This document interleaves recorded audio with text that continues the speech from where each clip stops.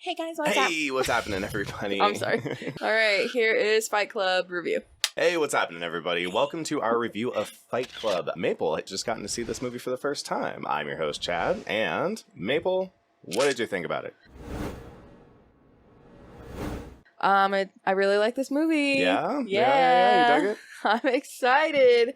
I am more excited to hear your thoughts for some reason. Yeah. Because I feel like this is the first. This definitely felt like an adult movie. I've watched an adult movie now. Yeah. That is not.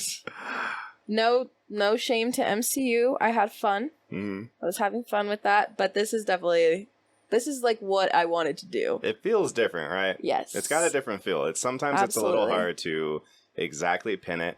It feels like a film. Right. Yes. This is a movie. I saw this movie.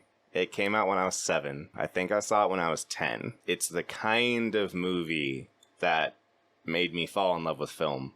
There's a lot of these kinds of movies, and I think movies, when they are being art, they challenge you. Yeah. And they stretch you, and they push you, they scare you, they make you think differently about things than you did, they make you think about things you don't often think about. Yeah. You walk away, and tomorrow, you're probably going to think about some stuff from it. It's probably going to have a scene or something, or some situation in your life is going to come up, and you're going to be like, oh man, it kind of makes me think of, that thing in Fight Club. With movies that are made to be a product, and it's strictly more concerned about just getting butts and seats and selling tickets. Right.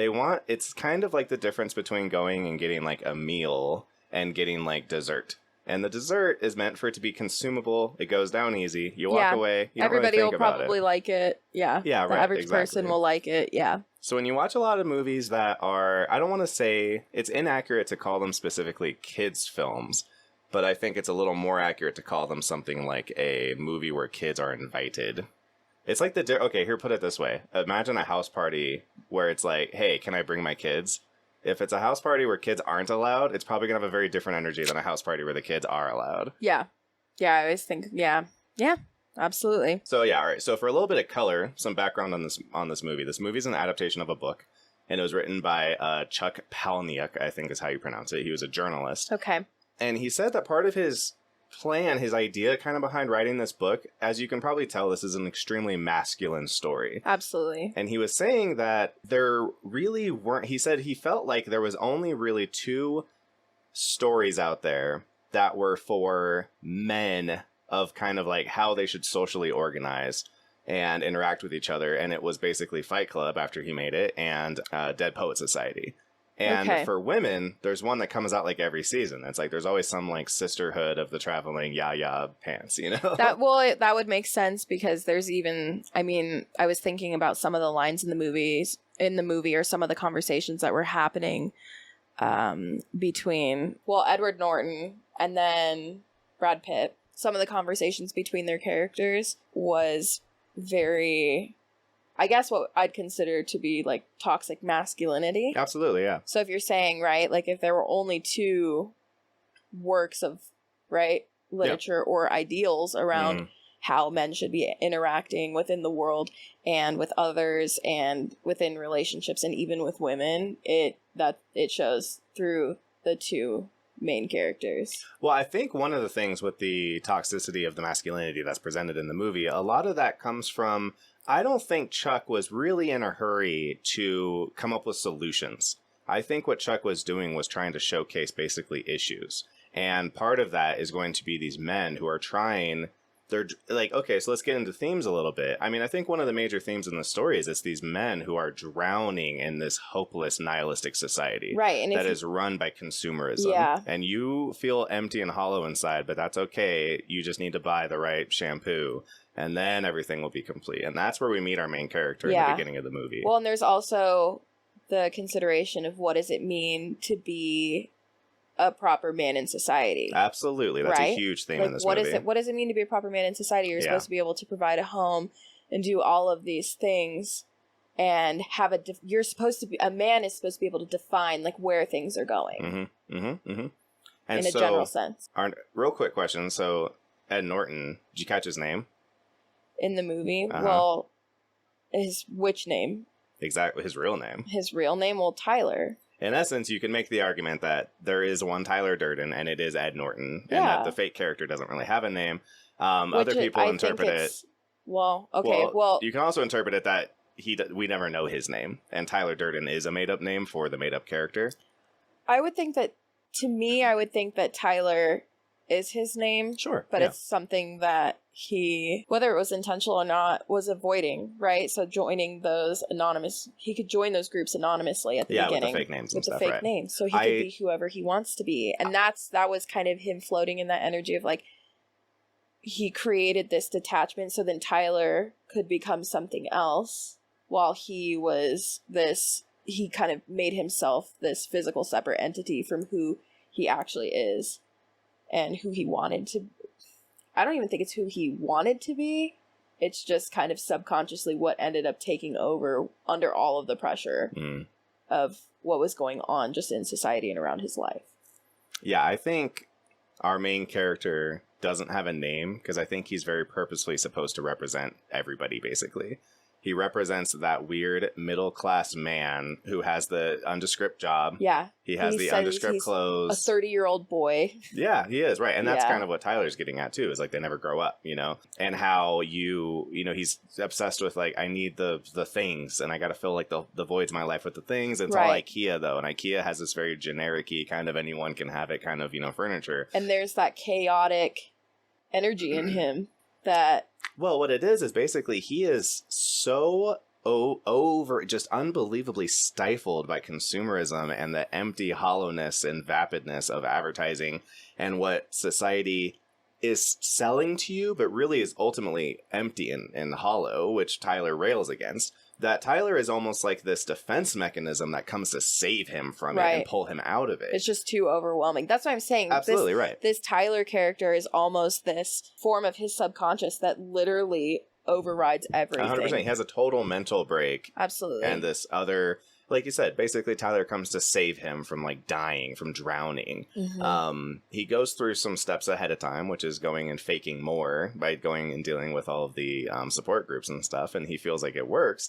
And then Marla shows up to kind of still be this like thematic, like, almost like this witch who like shows him like, no, you're still lying. This isn't real still. And she's like his foil. That's the other side of what this is. Well, and what's funny about her is he not only is this projection of him, a reflection of himself, right? Yeah. But at the beginning, she is kind of this precursor of that projection because she's kind of still all the things that he probably wishes that he could be too in some way, because to me, when she's going to these clubs, or like the meetings, he calls her out and he's like, I know you're a faker. But she's also going to the testicular cancer one, obviously. And also, like, when she's standing in traffic and all the cars are going by, like, he would never do that. Yeah. So she's more brave than he is.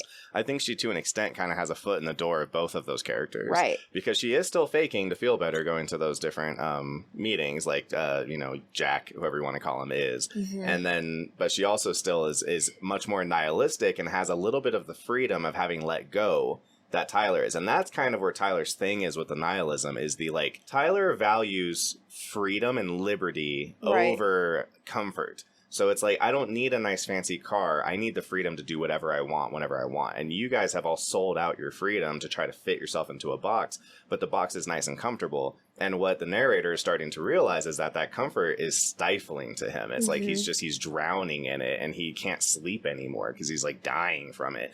And so he makes this hard turn. And I think one of the better twists in the movie, aside from obviously, it's like, oh, they were the same guy, which we should get into that.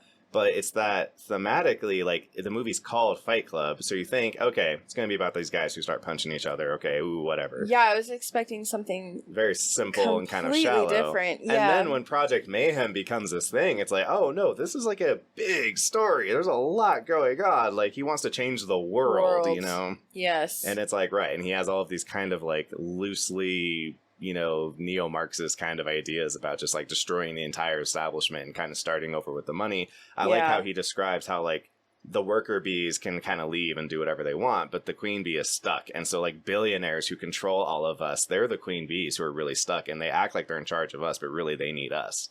You know, and so his whole thing is like, you know, where are we? We're everywhere. We make your food, we pump your gas, and we are pissed off. You know? Like, don't f with us. Yeah, he's trying to create like a social revolution of like, hey, everybody. It's like he's like a very woke person. It's like, wake up and stop, living in this lie. It just kept intensifying it. I just kept thinking, I was like, y'all can't tell me that this isn't a cult. Oh, it is. 100% it is, yeah. It got to the point. Mm-hmm. Almost immediately I was cult. I think as soon as the most culty it looks in the beginning is when he starts having people wait outside for like 3 days with no food, no encouragement. Well, even before that, when he is pacing... walking through the rules. Yeah, and not even the first time he's walking through the rules.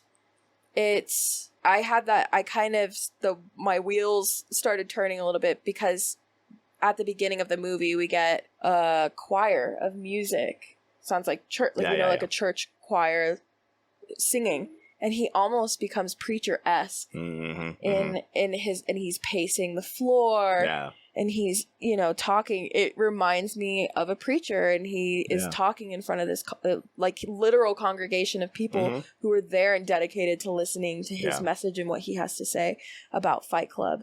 And then you get Lou finally shows up saying, "Who the f*** do you think you are?" Yeah. Like, I don't care about this guy. He's at home with a broken collarbone. He doesn't own this place. Yeah. And he just lets him beat him down. Lou, we really like this place. Can we please stay? Right. Like, can we please stay? And then he's like, you don't know what I've been through. And he's like on top of him going crazy, right? And that's when I was like, oh, okay. So like this guy, it's a cult. No, 100% is. Yeah, Project Mayhem, absolutely. Yeah, they all wear the same clothes and stuff. No, for sure, yeah. And they're willing to die and everything like that. They're a cult/terrorist organization. Yeah, if I could show this to a friend, I would wonder when they would catch on to being like, oh, is this a cult?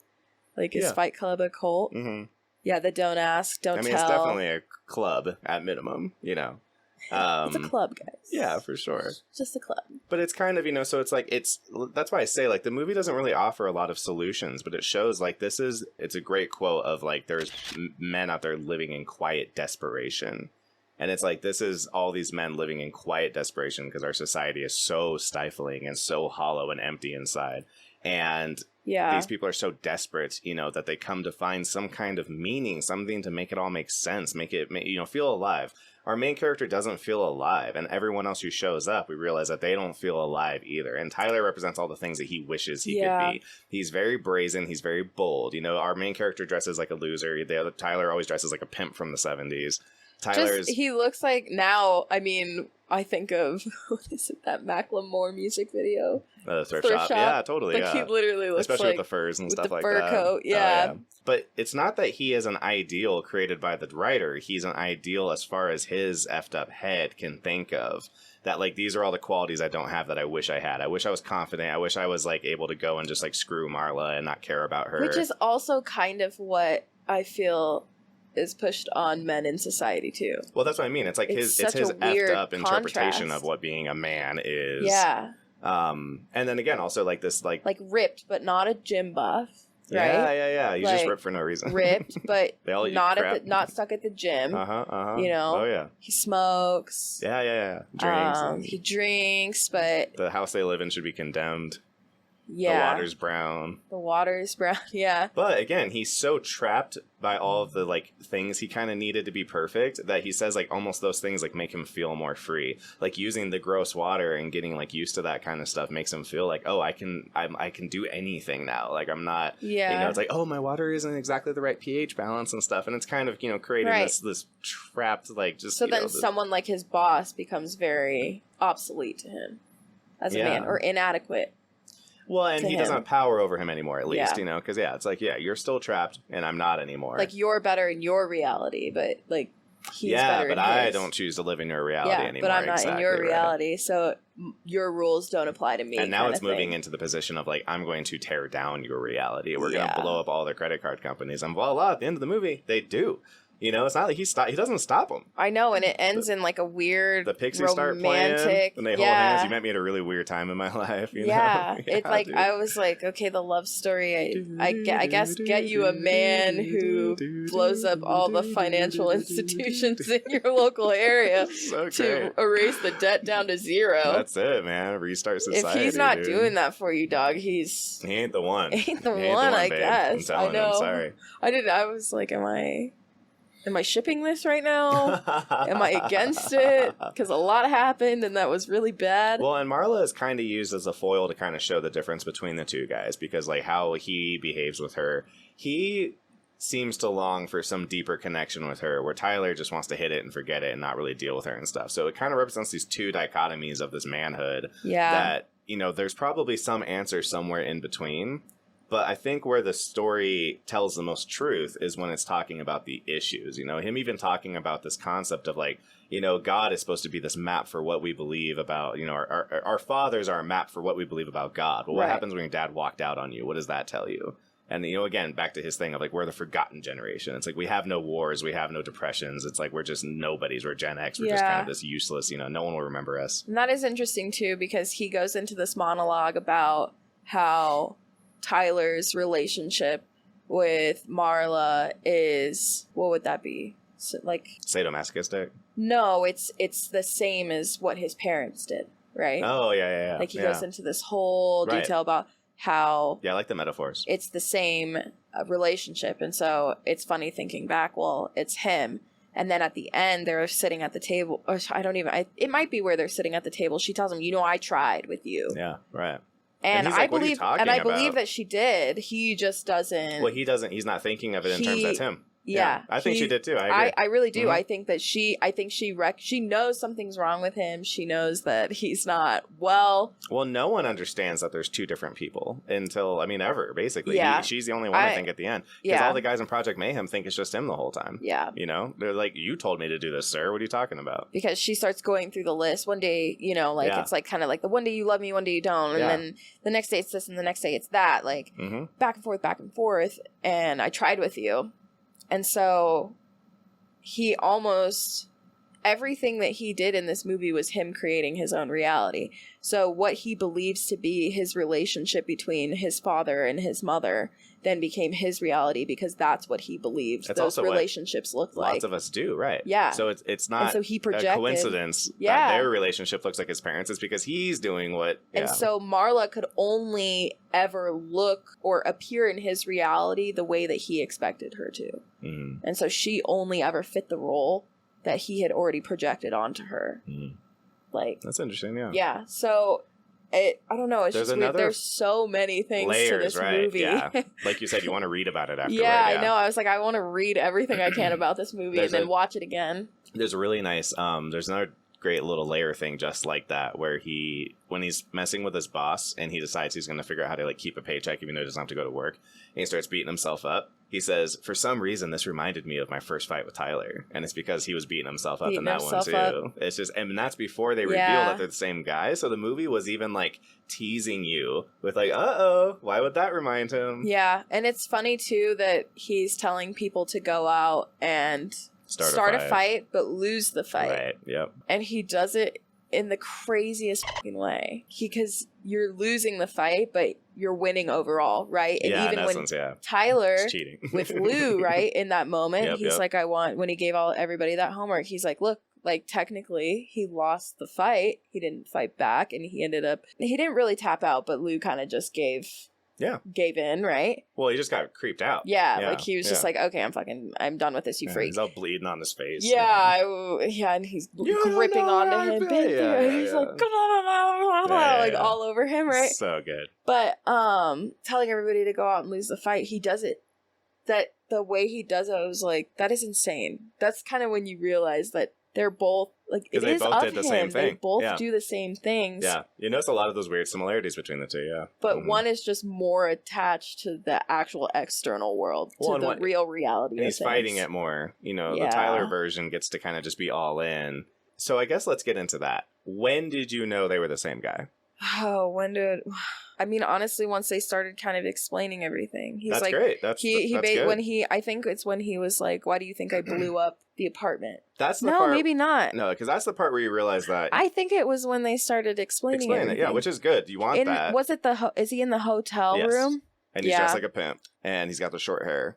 And he's like, why would she think that? And he starts remembering the scenes with the, now there's not two of them, it's just him. Once it starts flashing back. And he's like, say it. And he's like, because we're the same person. And that's the moment. That is when you want to know. If you know earlier, it's just going to spoil stuff, Yeah, so I don't think I understood that. So did that blow your mind? Was that like a what the fuck? Yeah, it was kind of crazy. That's sick. Because it blew my 10-year-old mind, dude. I was like, oh my God. Yeah, it was pretty wild. And it's handled so well because it's so believable that they're two different people. But then, like, when you do go back through the scenes, a lot of those issues that he's running into are like, oh, that actually kind of makes sense. And that kind of makes sense. And, who told you to cut my balls off? It was you, sir. I mean, that happens later. So think of it this way. First off, it's a crazy coincidence that his apartment exploded, which he feels like is the universe kismet teaching him like freedom to detach from those things. But then he finds out, oh no, it was actually the guy who I ended up leaning on. He's the one who blew up my apartment to try to force free me, and I don't know how I feel about that.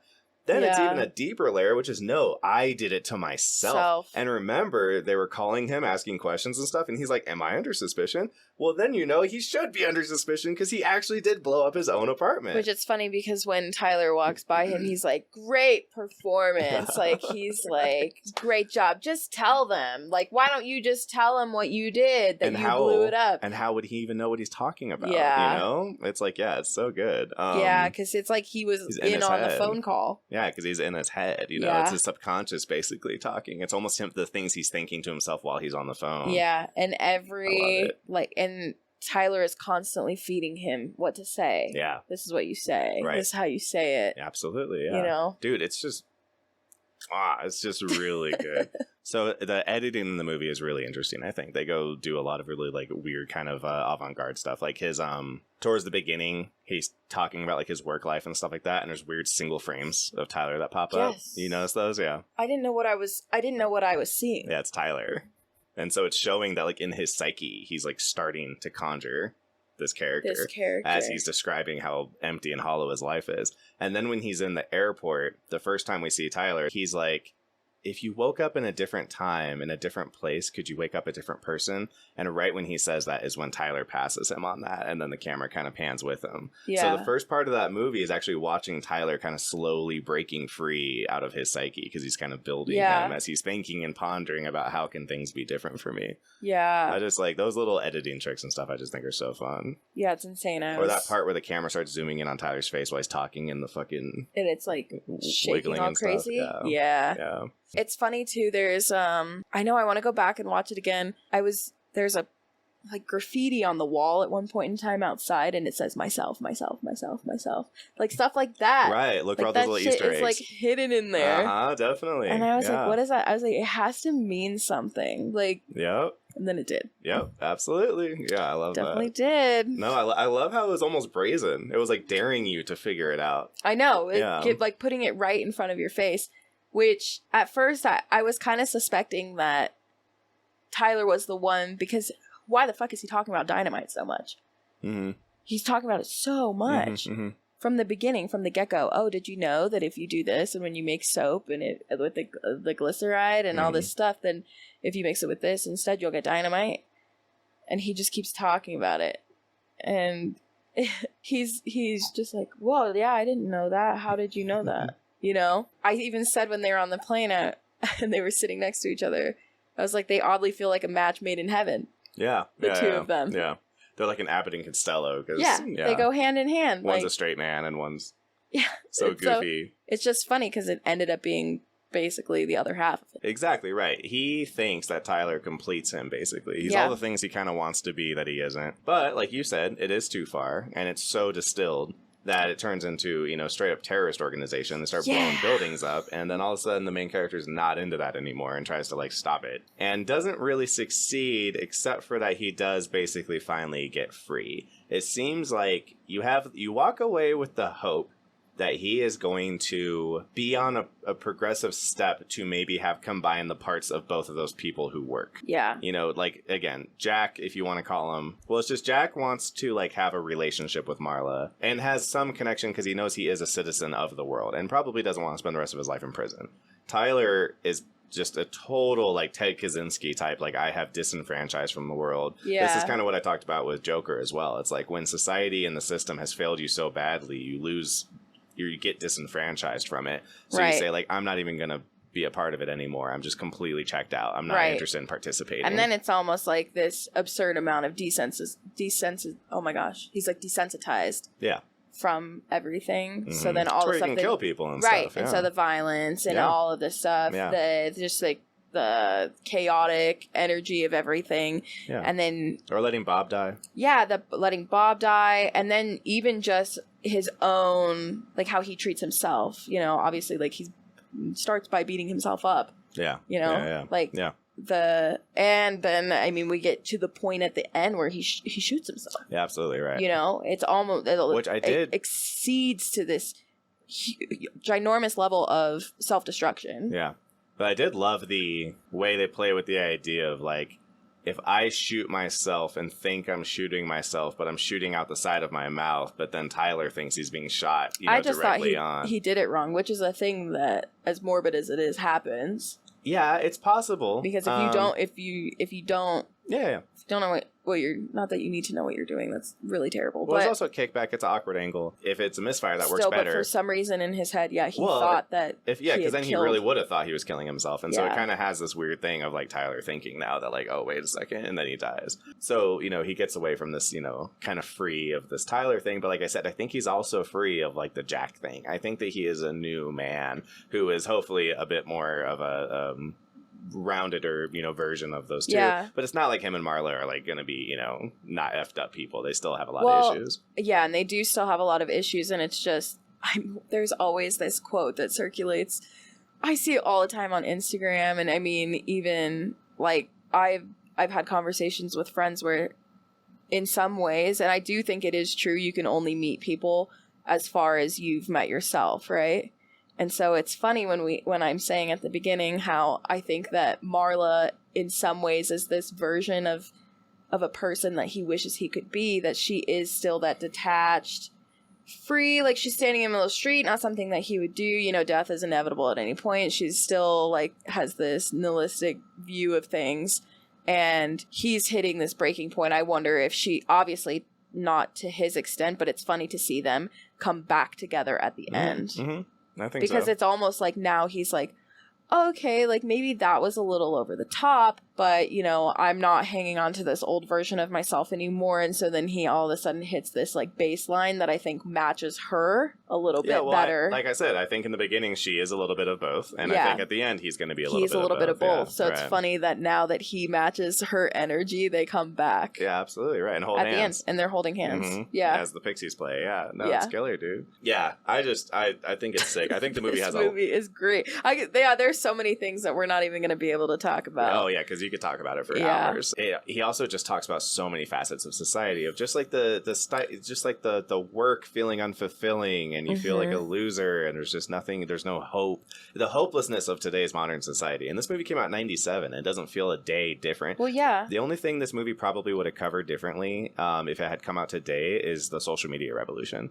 It would have talked a lot more about people trying to become famous on, like, TikTok and YouTube. Yeah. YouTube.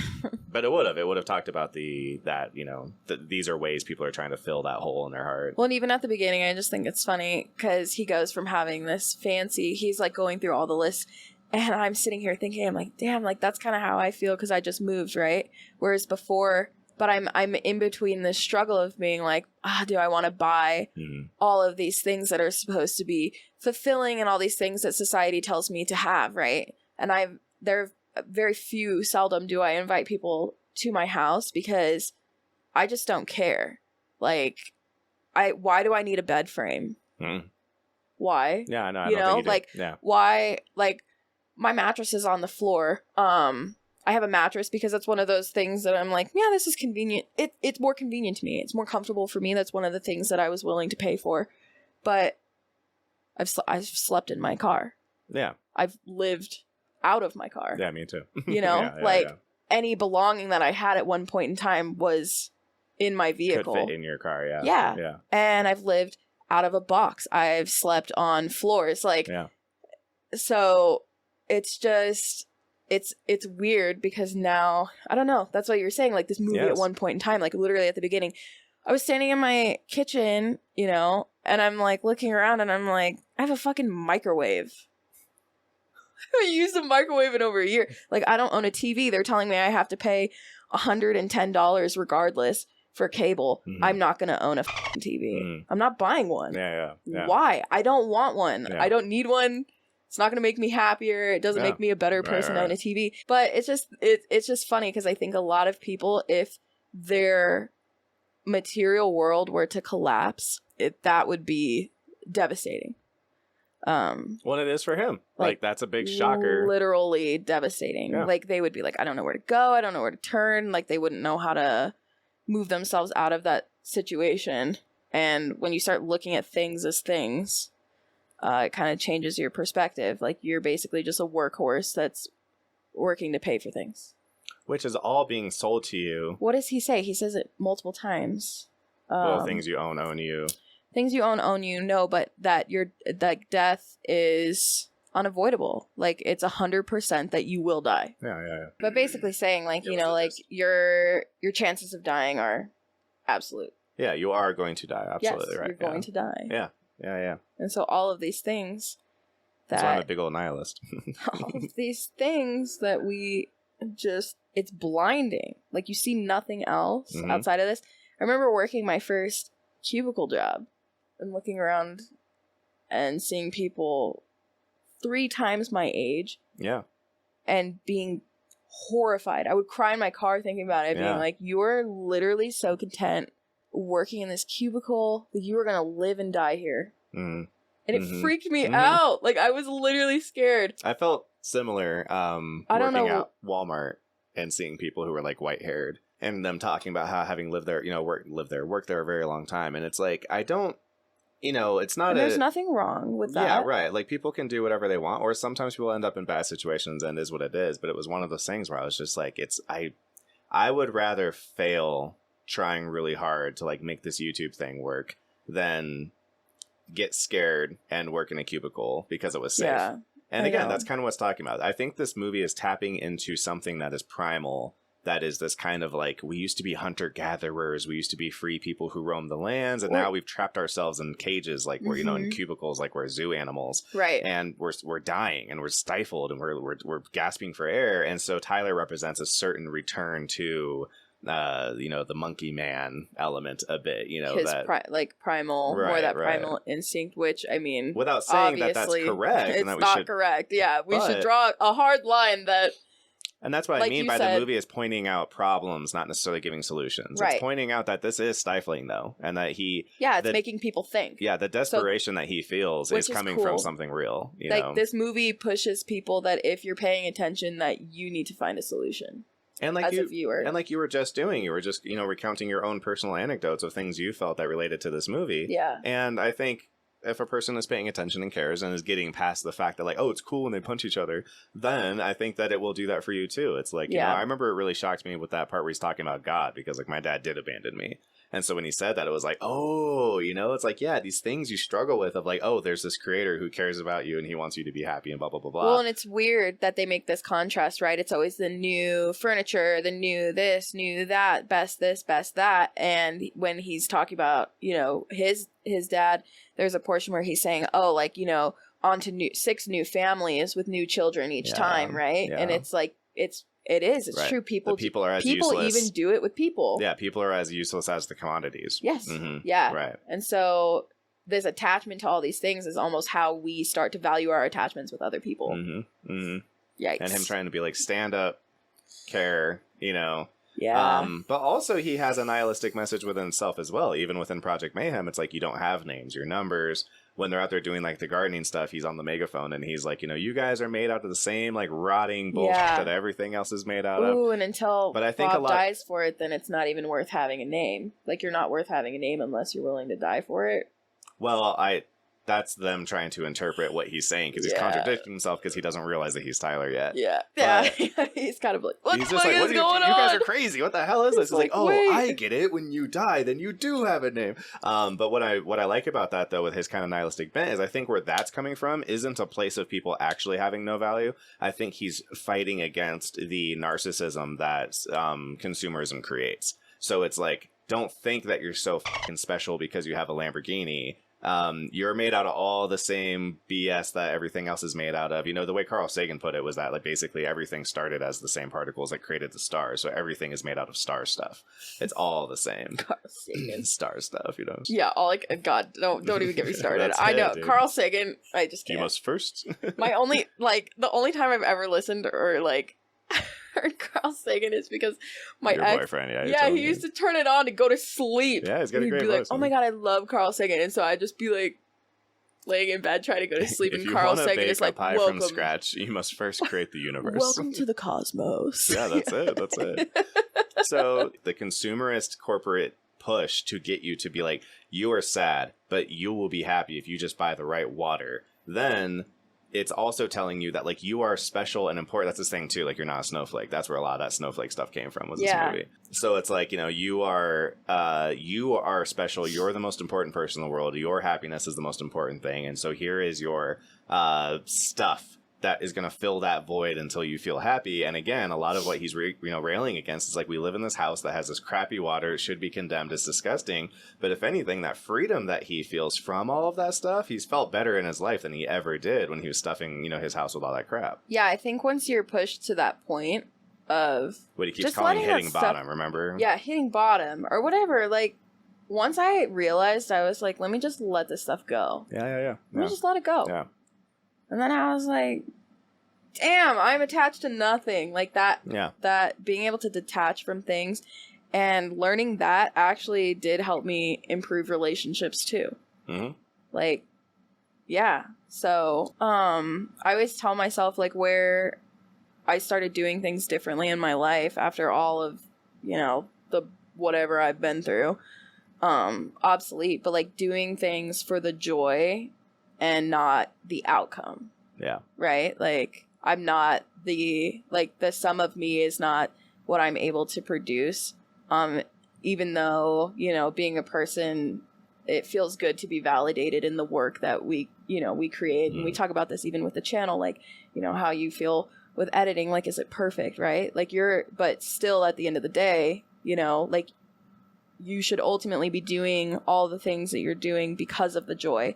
And the payoff will come with that because people will subscribe to that if they see you sitting in this creative joy. Obviously that message doesn't really fit into the movie, but I think it's kind of, you know, that's what I think this movie does. It's kind of the start of that conversation, right? Without the solution, but it plants a general idea, but it's like, you know, whatever, it's not a great thing that he was doing, but if it's something that brings you joy, then that's what you should be doing. See, I would just modify it saying that, like, that's a valid interpretation. My interpretation is that people need to find their own interpretation. Yeah, so whatever absolutely, that thing is. So it's like, for me, I have really no interest in joy. I'm way less interested in the stuff that I have. Do we see the contrast between Chad and I? No interest in joy Me, at I'm all. like, I do things for the joy. As long as it makes you feel good. I have if it no makes interest me in happy. I want that feeling of satisfaction that I have, like, done the thing. So I'm very deed oriented. So it's like accomplishing, like, taking, you know, nothing and turning it into, like, what we have accomplished here, right? And watching it grow, you know, and building on it. It's like, it's nothing. It's like, it's the closest you can get to, like, you know, growing a plant or something where all there was dirt. Yeah. And now I've got fruit. It's like, I just had a computer and now there's a video and the video has this many views on it and there's this community built around it and there's the subscribers and stuff. So like, that's more interesting to me. Similar to this movie, right? So like, if it all got nixed, right? Yeah. Tomorrow. Yeah. Then what? It'd be terrible, yeah. I would lose all my progress. I would have to start over. You think you'd lose your mind? Yeah, I would, because it would be like, you know, you built a business and then your business, like, lit on fire. It'd be like, oh God, dear God. I don't know, and I guess for me, like, I've gotten to a point in my life where it's like, I'm like things will get, like, it's frustrating if I were to lose something to that extent that has created a profound impact. But also too, like, if I did it once, then I can do it again.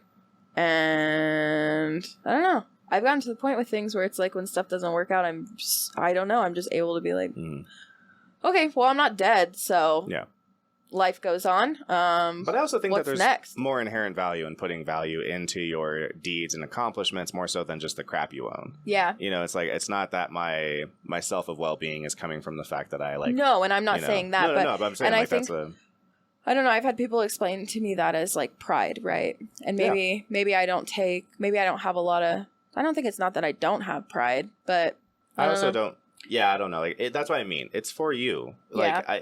It would be ridiculous for me to be like, the way for you to feel self-actualized is for you to think exactly, I want the things I want, you know? So yeah, it's like, same. I think... Yeah, I get what you're saying. And that's a big key to, you know, my belief in nihilism is that it's like, because nothing matters, it's just kind of up to you to decide what you're about and what it does matter, you know? Yeah. And if there is a person who's very lucky to be born with the gene where consumerism makes them feel great, then good for them. I think there definitely are plenty of people. I don't actually think it does. I think those people, it feels hollow, and it's this endless, it's like, it's addiction to heroin. It's like this never ending pursuit of like, okay, I just need to buy more of this and more of this and film more and have the newest shoes and the newest clothes. Went through that very quickly too, because he then starts off, he's at the doctor. Hey, I'm in pain, man. Yeah. Like I want that medication. Like he couldn't get the fix there. So it's kind of like to have this addictive personality trait or addiction pattern, then he's like, oh, it's addicting, you know, go into these meetings instead. So instead of the drugs, and who knows, you know, like if he was already like out of it, then he is in pain, you know. It's like it's just, you can't put words to it because he doesn't understand. It's like his soul is in pain, right? And so he doesn't get his fix from the doctor, and again, like even prescription drugs. Yeah. That's still a fulfillment of modern society. Mm-hmm. So he's not fulfilled through the things. He's not fulfilled through the pharmaceuticals. Yeah. Like what he's supposed to be doing isn't fixing it because the prophecy isn't fulfilling itself. Yeah. So then he moves on to the next thing, which is, you know, him becoming this martyr within a group of people. And he's like, you know, the less I say, the more they cling to me. Mm-hmm. And then goes on to create this group. Well, and grows, he's, you know, it's like, the narrator has basically, he's numb. It's like, I can't. So he's in this kind of spiritual pain because it's like, I don't feel pain. I don't feel tragic loss. I don't feel even real joy. Like my whole life is gray. And so Tyler, with that extreme, is like the extreme of all of these things. It's like, I'm going to get this shit beat out of me. I'm going to burn myself with lye, you know, I'm going to, have near-death experiences, and you know, the car and stuff, you know, when he forces the other guy to have a near-death experience, and he's like, tomorrow that's gonna be the best meal he ever had, and he's gonna, you know, be making progress towards, you know, becoming a veterinarian because he didn't want to do this his whole life, you know. He needed that wake up moment. But then they closed the door and there were so many IDs on the back of the human sacrifice door. So he's like, I've been doing that. Yeah, so it's like he's like telling the police about Bob in the garden, but I'm like, I don't know if it's just Bob. It's probably not. Yeah, I don't think it's just Bob, bro. So yeah, it's like, and that's the idea, is like, he's not a good guy, and that's kind of what we talked about before we got on here, is that like, I think one thing about adult media is that it's down to be like, I am here to tell you about a story, and I'm here to explain and talk about some themes that I think are interesting. That doesn't mean every story is basically a book of virtues morality tale where you're supposed to be like, and then little red chicken decided to make friends with everyone else. Yeah, people expect their media to make them feel good, and which is like making, well, not only feel good, but to be like a morality tale, like it's the Bible or something. It's like the children's stories are like that. And I think we've gotten into a point where, like, because of things like the MCU, there's so much crossover with what is children's media and what's adult media that people are kind of almost being lulled to sleep by thinking that, like, oh, this is what all media should be. Yeah. And there was even complaints when Joker came out that people were like, oh, this is going to get people to, you know, want to be like him. And it's like, the movie, just because he is the main character. No, and if you think that, then you don't understand the context. And you probably shouldn't be watching of the media. Yeah, then you probably should not. Like that, you're literally telling me you don't know how to think for yourself if that's literally what you think. And like the bad guy is shown on screen, you're like, oh, but he's the main guy. I guess I'm supposed to be like him. Yeah, also, no part of that movie made me think that, and like I was still able, So like, you know what I goofy. mean, to Yeah. pull. And even this one, like, no part of me would ever make me think that anything that they did, like he Yeah. did in this movie, is okay. acceptable at all. Acceptable Yeah. at all. It's At all. horrible. Yeah, Yes, it's pretty a awful. whole. He basically created a cult that turned into an entire terrorist organization. Even just how he talks to Marla Yes, makes me his skin crawl. relationships Yeah, and it's like awful. I don't want any part like, of it. Absolutely not. Right. Like no. But that's kind of what stories are. You create a very specific world so that you can explain a very specific theme. So you want to talk about your thing, and then you're like, okay, here's the kind of people that are going to be in the position so that we can talk about that thing. I cannot talk about the things that we're talking about in this movie if my main characters are Captain Marvel. I'm sorry, Captain America.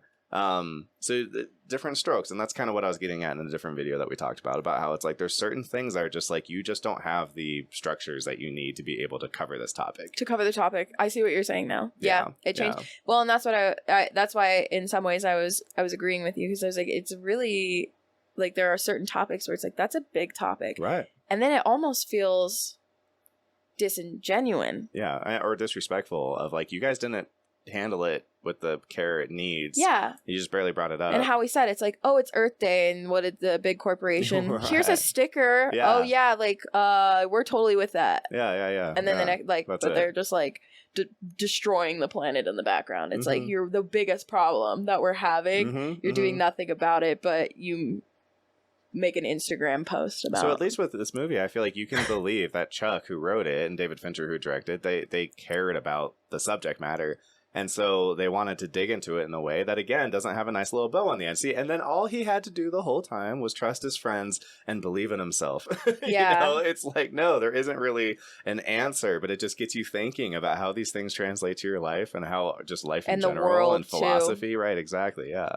Yeah. I think it's cool. Well, yeah, and it's funny, and I think the movie kind of calls itself out, right? It's like, don't call it, like, it's like nothing is Bible, right? Yeah. Like, yeah. even the movie itself. And even the context of this movie. It's even not. the movie is a consumerist product that we like paid $3.99 for to watch too. Yeah. It's like it's kind of this never So- ending. Yeah. Yeah. You partly watch it because it's cool and it's fun. Like it, you know, we've been talking a lot mostly about the themes, but it also is just I think a good, just entertaining movie. Yeah. It's cool to watch the guys go through this little story and fight and to see the evolution. Yeah, between, and just like the twist that it ends up being him It's a big, fun with him. twist, right? Yeah, it's just it's wild. like, oh crap, yeah. Yeah, just how it's written and how moves. crazy it gets from that point on because now there's kind of no rules for Tyler. Tyler can teleport, you know, and stuff like that now. Yeah, and then it got the part where it's going when he's in the parking garage area and you see him like there's nothing there. Right. Yeah, and the footage, Yeah. the security footage, and he goes on the come on. Yeah. Yeah, exactly. He's messing him up.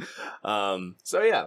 Yeah, and it's funny because and too like another part that you could have probably caught on that it was a projection of himself was he's so loud. Tyler's so loud in the background every time he's on the phone, and not once is anyone like, Hey, what is who the going on in fuck the is back? that? Yeah. Like, what the is going on That's why I behind you? gotta Like, shut what's the going on? hell What's going on in the background? Because Yeah. he's back there like yelling, practicing karate, and it's like you don't hear him in the room next to you on the That's phone, actually one like of through the phone. It's a fun tidbit about the movie is that over the course of the movie, if you notice, Ed Norton's character starts getting like more and more kind of like pale and skinny. He actually went on like a diet during the movie, and then Brad Pitt starts getting more tan and buff. Yeah, and by the time it's towards the end of the movie over there, I mean he's like dark skinned for a guy who normally isn't that dark, but he was like going to tanning beds, and then he was like meeting his personal trainer like twice a week. Damn. All right, you got anything else? No, I don't know. This is definitely a movie that I will watch again. You should. I think you really should. Yeah. Yeah. All right, everybody. Thanks for hanging out with us today, and we'll go ahead and see you next time. Bye. Bye.